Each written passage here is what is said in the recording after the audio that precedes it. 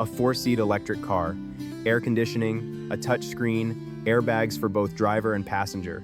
In America, an equivalent electric car costs $40,000, even $60,000. This one starts at just $4,500. This is the Wuling Hongguang Mini EV, and in October 2025, it overtook Tesla to become the world's best-selling electric car, with over 61,000 units sold in a single month.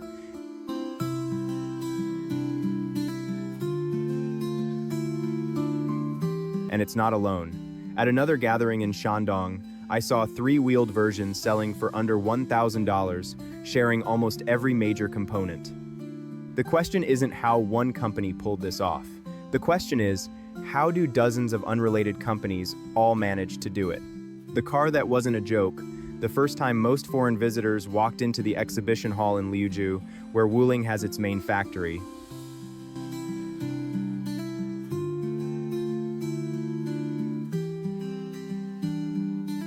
The reaction was almost always the same: laughter. Until someone opened the door, one person climbed in, then another, then another.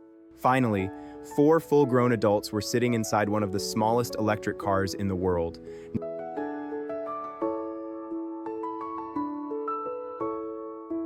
Nobody argued anymore. The evidence was right there. The air conditioner switched on normally. The touchscreen lit up. Driver and passenger airbags were already standard. Even auto hold was on the equipment list. One assumption after another quietly collapsed. Maybe this wasn't a toy.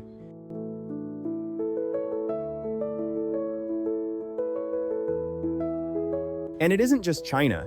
In Indonesia, the Wuling Air EV has sold nearly 22,000 units since its 2022 launch, becoming the best-selling city EV in that market by 2025. This isn't an experiment. It's a model that's already been proven across multiple markets.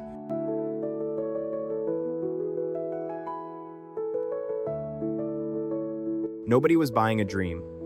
But sitting inside a car at an exhibition is one thing. Understanding why millions of people actually choose to buy one every single day is another. The answer didn't come from any exhibition hall. It came from an ordinary neighborhood where one woman had been driving her tiny electric car for 6 years. She simply used it the way millions of people use a car every day.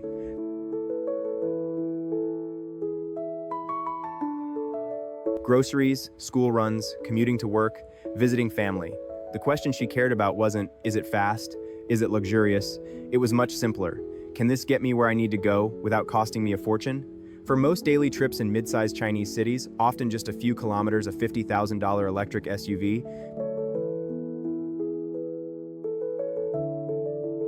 doesn't solve the problem any better than a $4,500 car. It just costs more. This tiny Wuling was never trying to replace a Tesla. It was replacing thousands of short trips that never needed a large, expensive vehicle in the first place.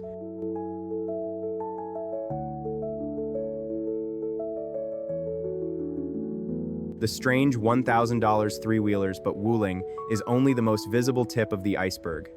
At another gathering in Shandong, one locals half-jokingly call the Happy Old Man Festival, things get even stranger.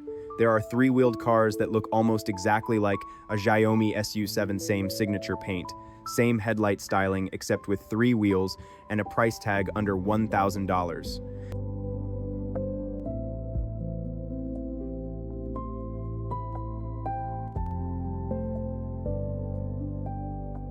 There are Range Rover-style 3-wheelers.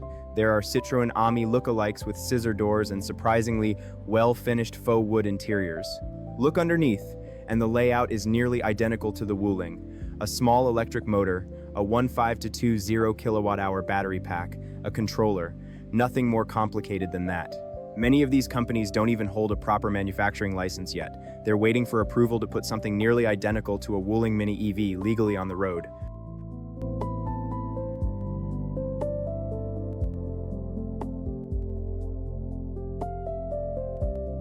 In several overseas markets, vehicles like these fall into micromobility categories such as L6 or L7, not quite a car, not quite a motorcycle. The closer you look, the clearer it becomes. This isn't one lucky company with a clever formula. It's dozens of companies, all building on nearly the same technical skeleton.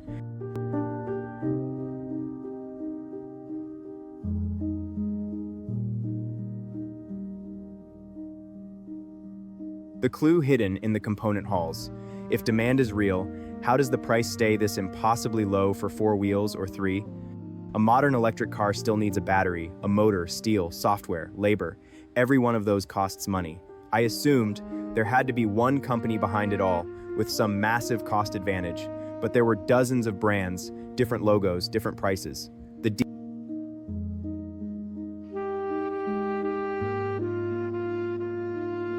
deeper I walked into the halls selling motors, batteries, and controllers, the more everything felt strangely connected.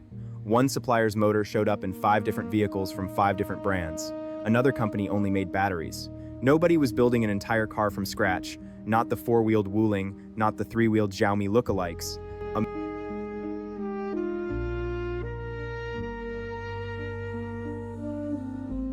Imagine a street where every bakery sells completely different cakes, but they all buy flour from the same mill, sugar from the same refinery.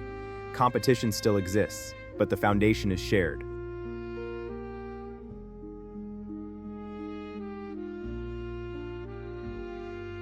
Why density and battery control beat cheap labor? Many people assume these cars are cheap simply because labor is cheap. But if that were the whole story, dozens of other countries would already dominate this industry. What actually makes the difference is density. Suppliers, factories, and engineers all clustered together. A battery supplier can deliver in hours instead of weeks. That's why, according to Tu Lei, founder of the auto industry consultancy Sino Auto Insights, the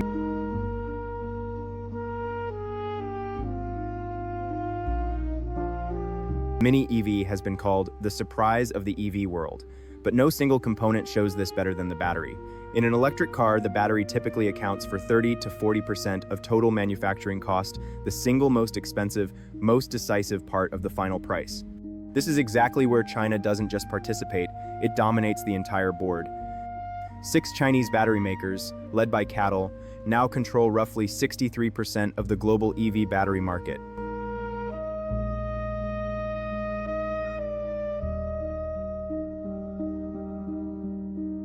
Not 63% inside China, 63% of the entire world. Over roughly 15 years, the cost of an EV battery pack has fallen by nearly 90%, according to US Department of Energy estimates. In other words, if you control the most expensive part of the car at the lowest cost on Earth, everything else becomes a question of assembly.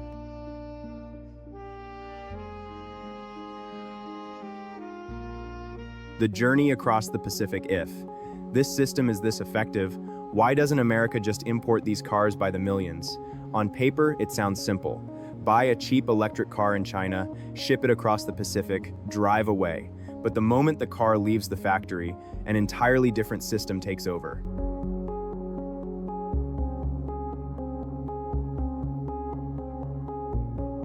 The export agent, the freight company, the shipping line, the customs broker, the inspection office, the port authority, the warehouse, the trucking company, the insurance provider. Each step adds another layer of cost. The car itself never changes, but every border it crosses makes it more expensive.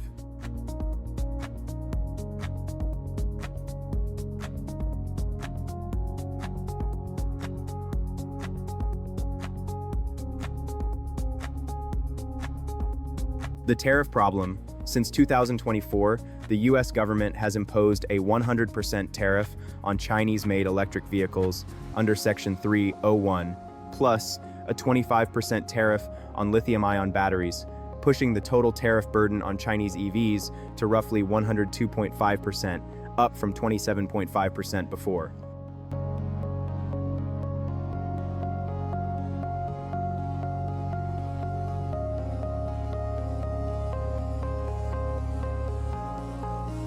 What does that actually mean? A tiny electric car priced around $4,500 at the factory gate after ocean freight, customs clearance, storage fees, and a tariff over 100% can easily double or triple in price, landing anywhere from $8,000 to $10,000.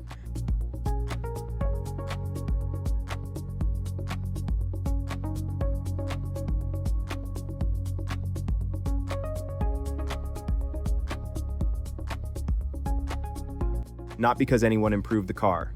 Importing isn't simply buying a product. It's stepping into another country's legal system safety standards. Certification, insurance, dealer networks, service infrastructure. You can buy one tiny electric car. You cannot buy decades of supplier relationships overnight.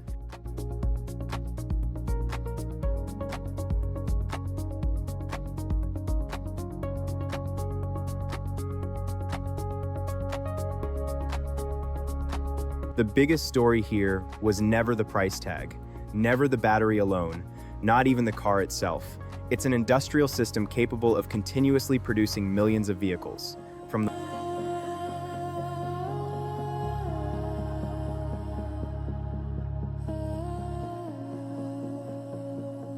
the four-wheeled Wuling to unlicensed three-wheeled Xiaomi lookalikes that keep getting better, cheaper, faster to build. We're used to describing the auto industry as a battle between companies.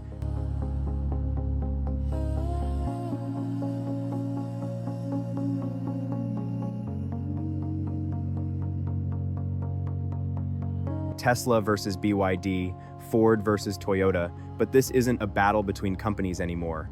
It's one industrial ecosystem competing against another. And ecosystems are far harder to copy than products.